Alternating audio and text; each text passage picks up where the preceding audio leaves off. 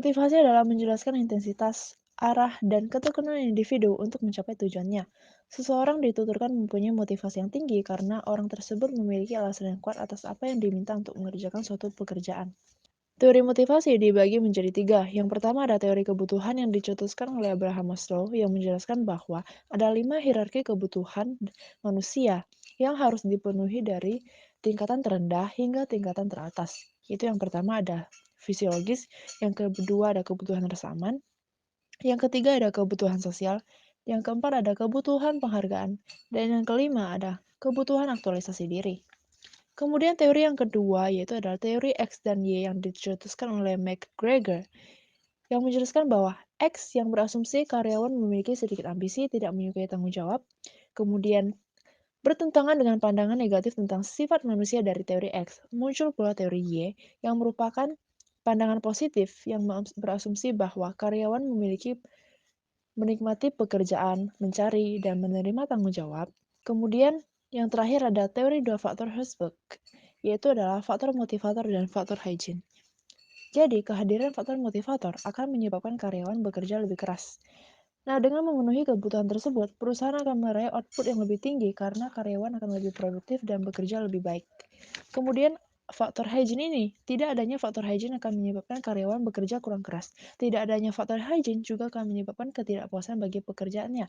Contoh faktor hygiene diantaranya ada pengawasan, kemudian kebijakan perusahaan, kondisi kerja, hubungan dengan penyelia, dan lain sebagainya. Terdapat 3 teori kebutuhan. Yang pertama, kebutuhan akan prestasi. Yang kedua, kebutuhan akan kekuasaan. Yang ketiga, kebutuhan akan afiliasi. Kemudian ada teori-teori kontemporer tentang motivasi. Yang pertama, teori penetapan tujuan. Yang dimana teori penetapan tujuan itu berhubungan dengan orang-orang secara umum, sementara kesimpulan motivasi berprestasi didasarkan pada orang-orang yang dimiliki nudge tinggi. Terdapat juga 3 kemungkinan yang mempengaruhi hubungan kinerja kerja dengan tujuan, yaitu ada komitmen tujuan, efikasi diri yang memandai, dan budaya nasional. Selanjutnya yang kedua ada teori penguatan. Teori penguatan itu tuh menyebutkan bahwa perilaku adalah fungsi dari konsekuensinya. Terdapat juga 3 jenis penguat. Yang pertama ada penguat positif, penguat negatif, dan hukuman. Penguat positif ini tuh sebuah tindakan-tindakan yang membantu organisasi untuk mencapai suatu tujuannya. Yang kedua, penguat negatif, yang dimana individu itu pelajari suatu perilaku yang membawa konsekuensi tidak menyenangkan dan kemudian menghindari perilaku tersebut di masa mendatang. Yang kedua, hukuman, di mana penerapan hukuman dimaksud untuk mengurangi atau menghilangkan kemungkinan perilaku yang tidak diinginkan itu tidak akan terulang kembali. Selanjutnya, mendesain pekerjaan yang memotivasi. Itu digunakan untuk mengacu pada tugas-tugas yang digabungkan untuk membentuk suatu pekerjaan yang lengkap. Terdapat juga beberapa cara untuk manajer dapat merancang pekerjaan, yaitu ada 3. Yang pertama, pemekaran pekerjaan, pengayaan pekerjaan, dan model karakteristik. Model karakteristik pekerjaan mengidentifikasi 5 dimensi pekerjaan inti. Yang pertama yaitu keragaman keterampilan, yaitu tingkat sejauh mana suatu pekerjaan membutuhkan berbagai kegiatan sehingga karyawan dapat menggunakan sejumlah keterampilan dan bakat yang berbeda. Kemudian ada identitas tugas, yaitu tingkat sejauh mana penyelesaian pekerjaan secara keseluruhan dapat dilihat hasilnya. Selanjutnya ada signifikansi tugas atau tugas yang penting, yaitu tingkat sejauh mana pekerjaan mempunyai dampak yang berarti bagi kehidupan orang lain dan merasakan pekerjaan itu penting. Kemudian ada otonomi, dan yang terakhir umpan balik. Teori keadilan. Teori keadilan adalah teori bahwa individu membandingkan masukan-masukan dan hasil pekerjaan mereka dengan masukan dan pekerjaan orang lain, kemudian berkeinginan untuk menghilangkan ketidakadilan tersebut. Manusia terdorong untuk menghilangkan ketidakseimbangan antara usahanya dengan imbalan yang diterima. Teori ekspektasi atau harapan. Teori ini dikemukakan oleh Viktor H. Fromm yang menyatakan bahwa kekuatan yang memotivasi seseorang untuk bekerja giat dalam mengerjakan pekerjaannya tergantung dari hubungan timbal balik antara apa yang diinginkan dan dibutuhkan dari hasil pekerjaan itu. Isu-isu motivasi terkini. Motivasi karyawan saat ini dipengaruhi oleh beberapa isu di tempat kerja yang signifikan, yaitu memotivasi di dalam keadaan ekonomi yang menentang, mengelola tantangan lintas budaya, memotivasi kelompok kerja yang unik, dan merancang program imbalan yang tepat. Pertama adalah memotivasi dalam keadaan ekonomi yang menentang. Dalam kondisi ini, manajer harus kreatif dalam menjaga upaya karyawan mereka agar tetap berenergi, terarah, dan berkelanjutan dengan cara yang relatif lebih murah, seperti mengadakan pertemuan dengan karyawan untuk menjaga terbukanya jalur komunikasi dan untuk mendapatkan masukan dari karyawannya.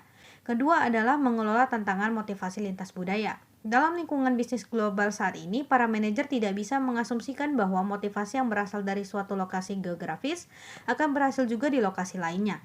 Sebagian besar teori saat ini dikembangkan di Amerika oleh Amerika dan tentang Amerika.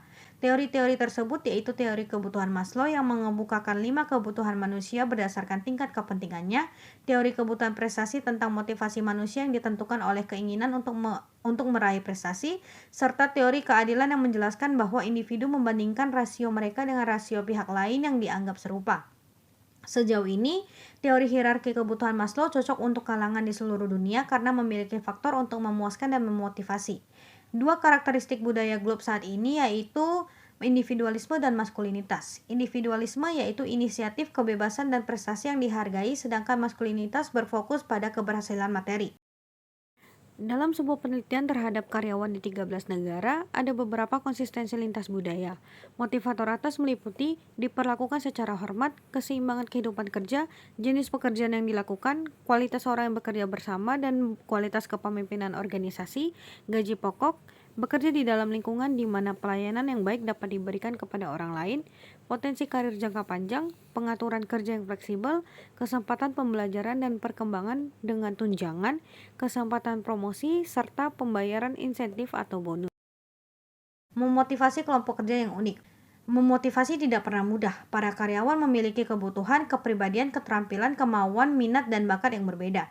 Pertama adalah memotivasi tenaga kerja yang beragam. Untuk memaksimalkan tenaga kerja saat ini, manajer harus memikirkan fleksibilitas.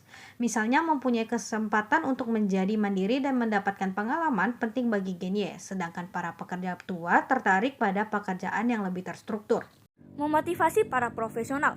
Pekerja profesional berbeda dengan pekerja non-profesional. Mereka memiliki komitmen yang kuat dan jangka panjang terhadap bidang keahlian mereka. Agar selalu mengetahui perkembangan terbaru di bidang mereka terus memperbaharui pengetahuan. Dan karena komitmen mereka terhadap profesinya, mereka jarang mendefinisikan jam kerja mereka.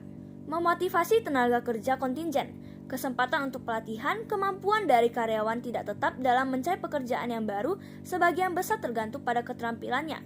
Jika seorang karyawan melihat bahwa pekerjaan yang ia lakukan dapat membantu mengembangkan keterampilannya, maka motivasinya meningkat. Memotivasi karyawan dengan keterampilan yang rendah dan berupah minimum. Dalam memotivasi para karyawan dengan upah minimum, para manajer dapat mengacu pada program pengakuan karyawan. Selanjutnya, mendesain program imbalan yang sesuai. Imbalan dapat dipakai sebagai dorongan atau motivasi pada suatu tingkat perilaku dan prestasi, dan dorongan pemilihan organisasi sebagai tempat bekerja. Yang pertama, manajemen buku terbuka. Manajemen buku terbuka merupakan strategi manajemen pada pemberdayaan karyawannya dengan membuat data keuangan secara terbuka atau dapat dilihat oleh semua karyawan. Program pengakuan karyawan. Program ini terdiri dari perhatian pribadi dan pengekspresian minat, persetujuan serta penghargaan untuk pekerjaan yang dilaksanakan dengan baik. Program bayaran untuk kinerja. Program bayaran untuk kinerja adalah rencana kompensasi variabel yang membayar karyawan berdasarkan beberapa ukuran kinerja. Rancangan pembayaran berdasarkan jumlah produk, rencana insentif upah, pembagian laba, dan bonus lamsam. Burung camar, burung merpati, terbang di antara para awan yang cerah. Cukup sekian presentasi kami. Untuk